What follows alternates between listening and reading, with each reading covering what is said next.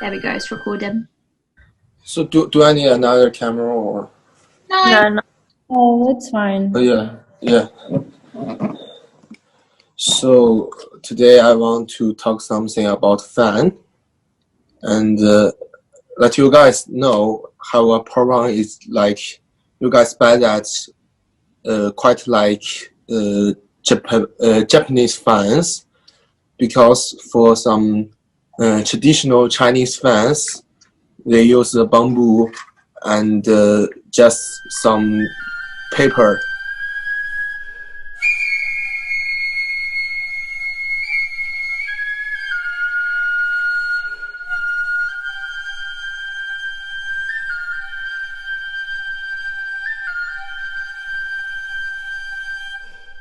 You guys, other fans, they have the two sides. Normally, we have one side for painting, and the other side to do something. It's quite like rhyme, like Chinese sonnet or something. Yeah.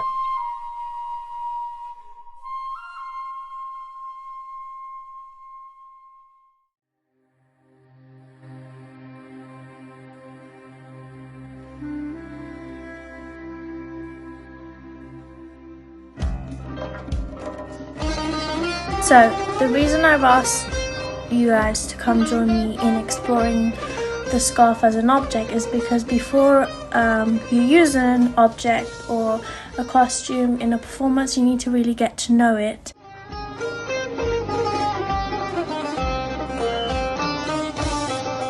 What I find really interesting is the use of hands throughout this exploration and how your fingers really accentuate the scarf, and the scarf doesn't necessarily take away from the movement, it actually really adds to it.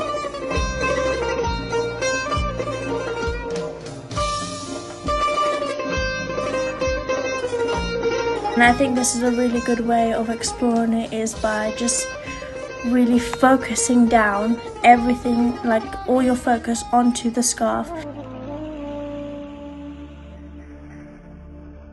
During this exploration, I could really feel the object before I could use it in the choreography. I found it very interesting because every movement was an improvisation, which let me explore the smoothness of the scarf even more.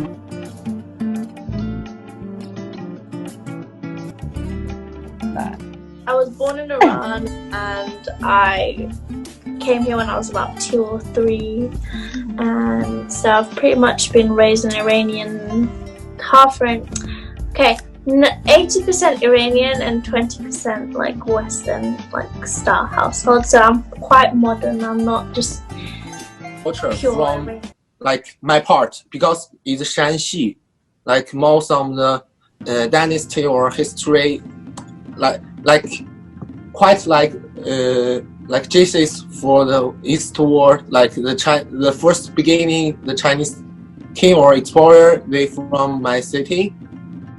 We know, like for different country, we are culture, like one way to learn some or some faults to the other countries' people is different.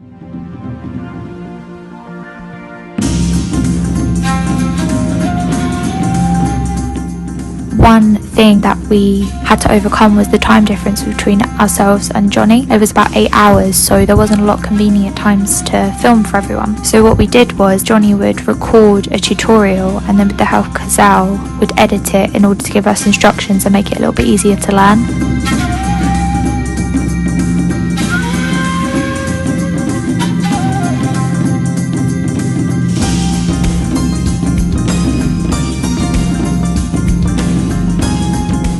Now the fence is closed, so we do the take like this. We use this page, the left page, we higher, and we angle like this. The hand, quite like when we learn Tai Chi. I never had a fan, so at first when I was exploring it, I didn't know what to do with it. But this exercise changed all of my perspective and let me create movements that I never did before. Just like this mode. Yeah, but that's my thing, because even I can't do except added to the whole dance, but you do it really well. The Baba Karam dance from ethnic Persia originated as a sad dance in the ancient traditional form, but with the passage of time has evolved into a contemporary style. There are a few stories about the origin of this dance. One older version is about the servant of the royal court who fell in love with a harem girl and sang lovelorn songs to which the dance was performed by men. Modern version of the story is about a mafiasco leader whose name was Baba Karam.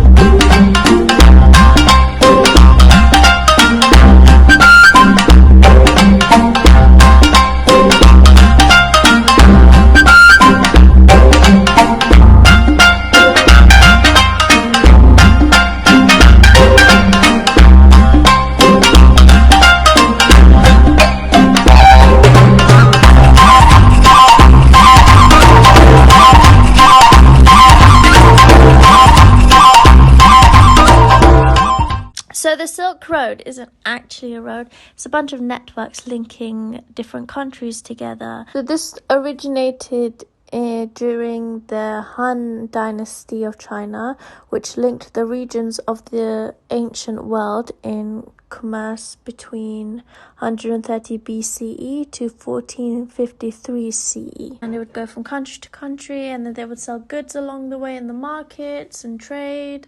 And this is another way that culture was also passed around a little bit, like people would be learning different cultures. And yeah, today there are over 40 countries along the historic land and maritime Silk Roads, all still bearing witness to the impact of these routes on their culture, traditions, and customs. We come from different countries and have different cultural backgrounds, so there will inevitably be some stereotypes about unfamiliar cultures. Because people are always full of fear for strange things.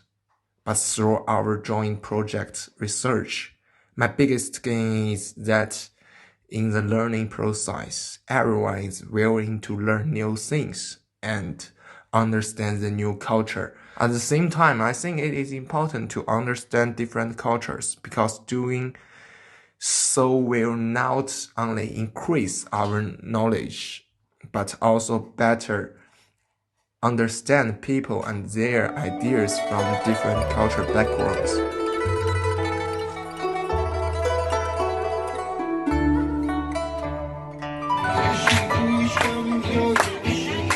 Oh, you